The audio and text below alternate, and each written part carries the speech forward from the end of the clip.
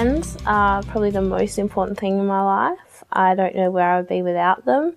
They have helped me through all of my rough times. They've been my rock and I absolutely love catching up with them, even if it's just at home. I actually have a game tonight every Friday night here, just so I can see my best friends. I mean, we were really lucky that my sister has 3 children and that my sister and I are really close, and that we'd seen a lot of really great parenting there. And my mum's not far away, and she's a great support to us as well.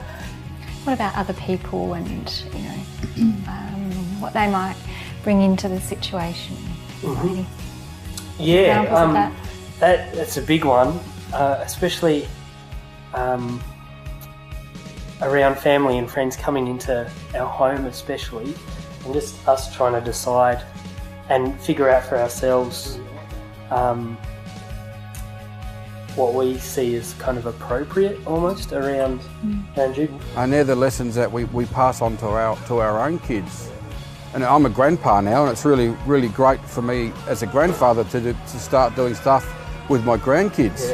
Especially when they get ready, I can hand them back to mum and dad, or they can do all the nappy changes, they can do all that stuff. It's changed for the grandfather. But for me to be able to take my grandkids and go fishing with them and do things with them and play on the playground, on your own. It's just fantastic. I'm a big socialiser, anybody would tell you that. But I spend a lot of time online, on Facebook and MSN. I think it is a lot harder being a young mother to stay in contact with the friends that don't have children. So I just can talk more on the phone and on the internet, and rather than going out partying and trying to find a babysitter and things like that, it does definitely help to stay social. Both our families and lots of friends, different avenues of friends, like work friends or church friends, and it's just felt it's been really nice to be able to share him with all our friends and family. The more positive male role models a boy has in their lives, the better off that boy's going to be. The concept of the village raising the child rather than just the parents raising the child is very strong today. And cultures like African cultures and Aboriginal cultures, they've got that stuff down pat.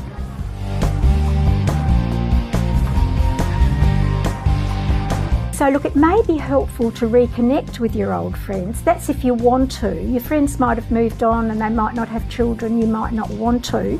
But join a community group or find some friends who have got the same interests as you have. We kiss and cuddle our boys, right through, and they get to, 13, 14 years old. No, sorry, son, we shake hands. We've still got to show our sons there's nothing wrong, an affection and bond. You provided the nurture for them for when they become fathers. Absolutely.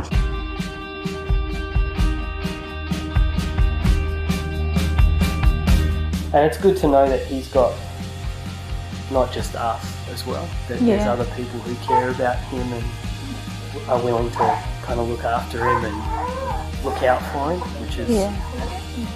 which is exciting for us in the future as well.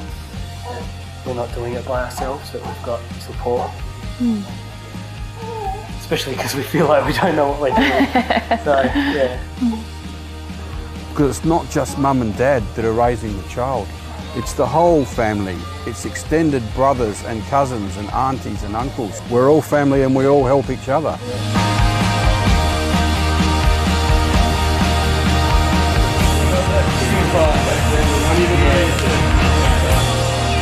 If we're going to work together as a team, as parents, we need to work on ensuring that our relationships are as good as we can possibly make them.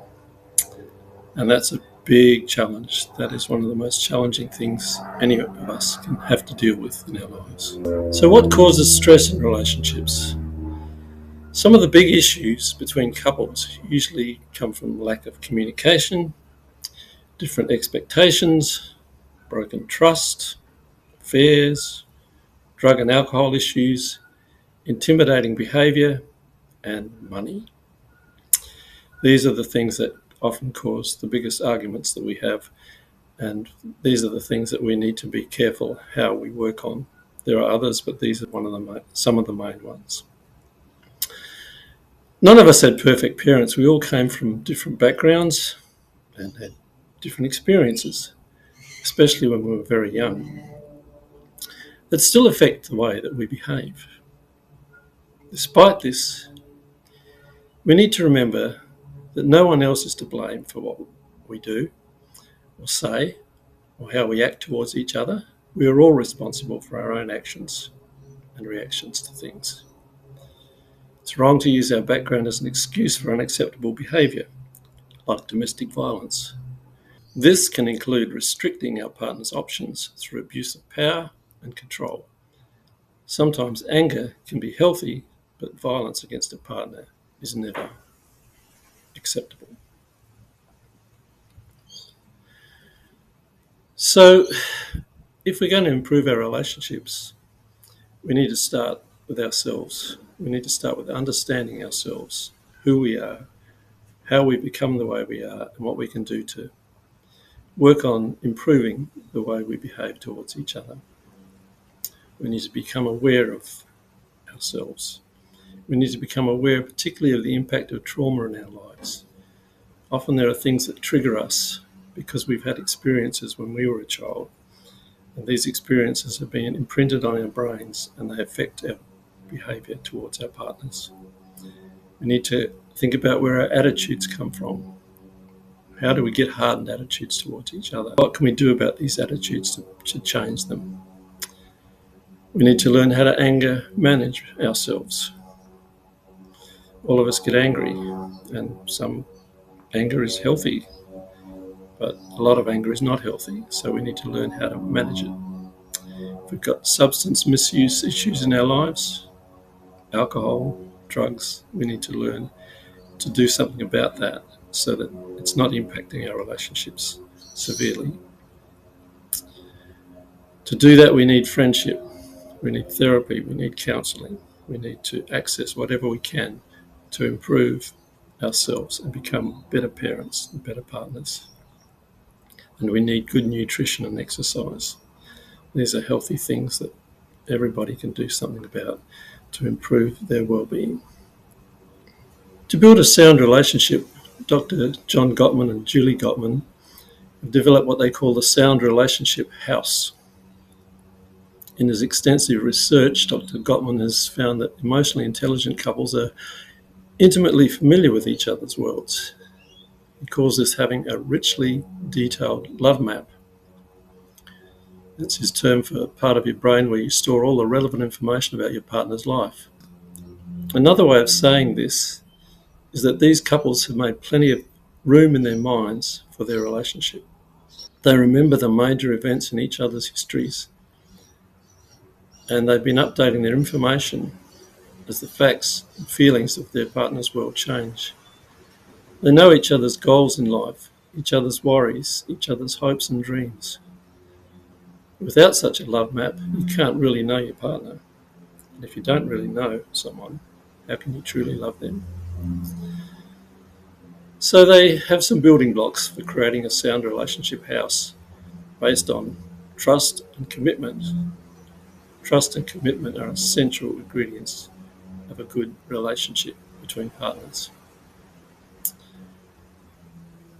Partners create shared meaning. They have common goals. They have common things that they're striving to achieve in their lives. And they talk about those things and they agree about those things as much as they can.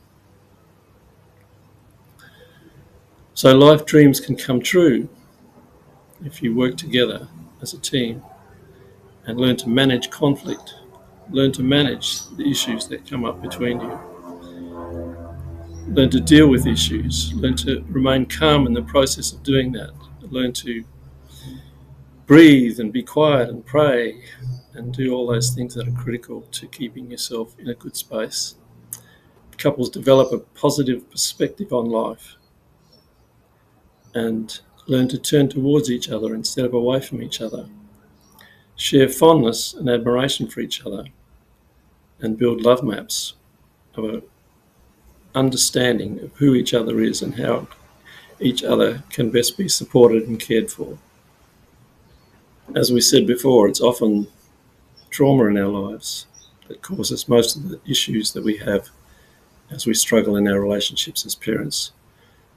Parents who themselves were traumatised as children often struggle and have a determination to do better and learn to emotionally regulate themselves better, but often struggle with this.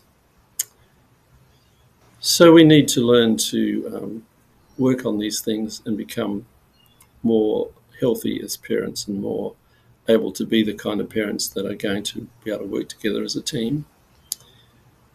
This really needs to begin pre-conception, before we have children. We need as much as possible to deal with the issues that we have in our lives. In the perinatal period, courses such as Circle of Security Parenting, which focus on building a supporting, healthy attachment between baby and parent, are really, really helpful. And postnatal, in the years when children are growing up, parenting together is a great course to do. And there are other courses that are really helpful. Some key issues for partners are transference, when one partner projects feelings from the past, such as abandonment or threatening behaviour of a perpetrator of abuse on the other partner. So if they've experienced that abuse as a child, they will often transfer that behaviour onto another partner.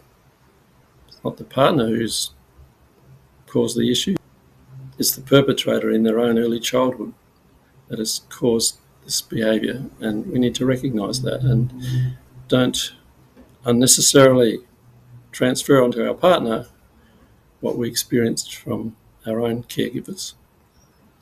And counter-transference is a range of responses to this based on the partner's own background and personal issues. So when somebody has a go at us, we have a go at them because of our own issues. We counter back that particular attack that we feel, and we transfer our own issues onto our partner. A lot of this is going on in our relationships. We need to learn to recognise it and try and deal with it with a competent counsellor, therapist or friend or mentor. Re-traumatisation may take place, and we re-traumatise partners by exacerbating psychological distresses and symptoms by eliciting painful memories. As we bring back memories of what happened in our partner, this might re-traumatise them and cause them to react in ways that are not healthy.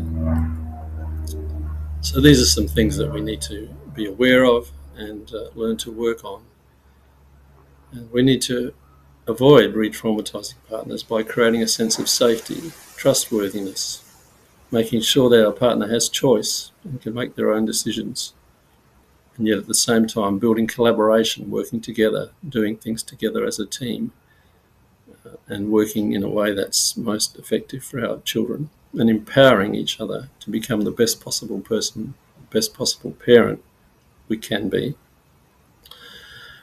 So as a supportive partner, try to remain calm, regulated, positive, and be able to step back from situations and not become emotionally controlled and dominated by past trauma. We need to show empathy and a non-judgmental attitude to our partners, and remember that behaviours that are being presented are often based on fear arising from past traumatic experience. We need to listen when partners express their worries and think about possible triggers that are going on in our relationship. We need to support them to make their own decisions and avoid rescuing them by making decisions for them. We need to be careful not to agree about harmful actions rather than risk confrontation. So sometimes rather than just dealing with issues, we just try to keep the peace all the time, which is what I probably tend to do. But rather than do that, we need to be able to not agree to harmful actions that our partners may suggest in anger or in retribution. And don't forget to take care of yourself. Make sure exercise, nutrition and quiet times are happening to keep yourself in a space that is a healthy space. And if behaviours continue to trigger big issues for you, seek support of a good friend, counsellor, therapist, mentor, other parent. We can learn a lot from other parents, and we can learn together as we work together and talk together with other parents and grow in our relationships and become better parents and more supportive of each other. So these are some of the things in key relationships that we need to consider. There's a lot there, and you'll spend the rest of your life working on these things and growing in these areas. But it's important, so important that we do that for the sake of our children. That's the best gift that we can give to our children if we are in a good relationship and keep our relationships as good as we can so that they may be able to grow up to become healthy and responsible adults.